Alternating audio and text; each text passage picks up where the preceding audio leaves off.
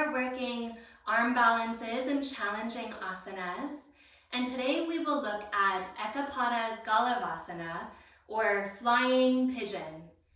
As you might imagine, anything that builds you up toward a pigeon pose and those deep hip openers are going to be critically important for building up the strength of this pose. Just like all the other arm balances, you need that deep core strength, you need that deep hip strength, and you need the deep shoulder girdle strength. So apply everything you know to build up those component pieces. Typically the pose enters from chair pose.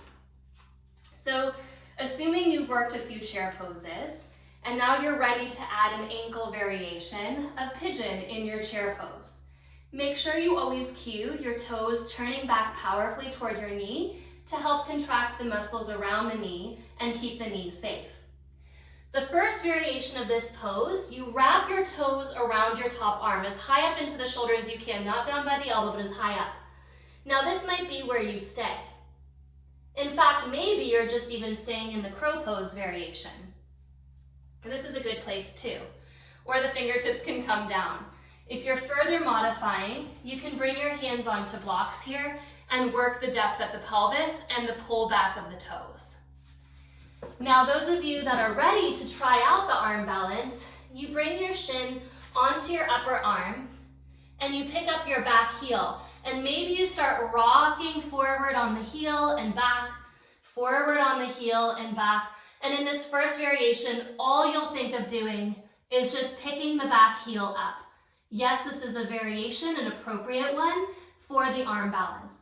Notice the right hip is way up in the sky and the left heel is lifted. That's one variation.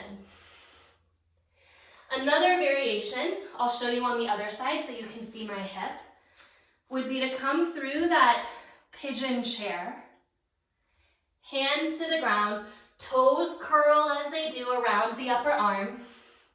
You create a shelf on your upper arms with your left shin.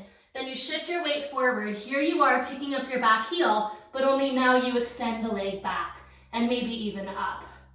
So can you see how much my left shin has to press down into my upper arms in order to stretch my right leg straight back? So you need pelvic strength, you need core strength, you need shoulder strength, and then the strength to stretch the leg back into a really long lever. Several variations that I've showed you still require a softening toward the earth. If you are going to keep your hip up rather than around the shelf of the arm, which I won't show you today because I don't feel like I have the strength right now, but if I were to come into this pose where the hip is lifted, I'm not resting on the arms the way I would if my hip were down, right? If you're up high, then you would keep yourself up high, keep your butt way up in the air, and straighten one leg back.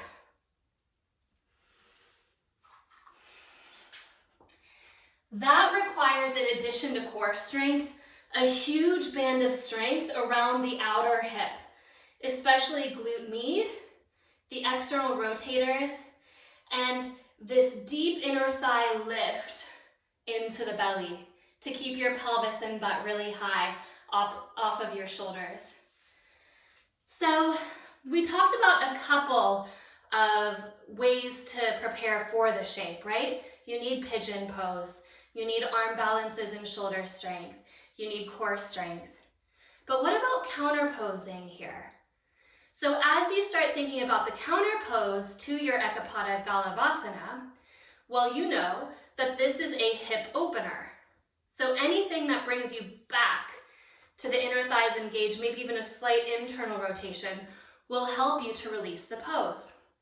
I'm thinking a bridge pose with the block between the thighs, even Ustrasana camel pose with the block between the thighs, just so that you're emphasizing that inner thigh rotation.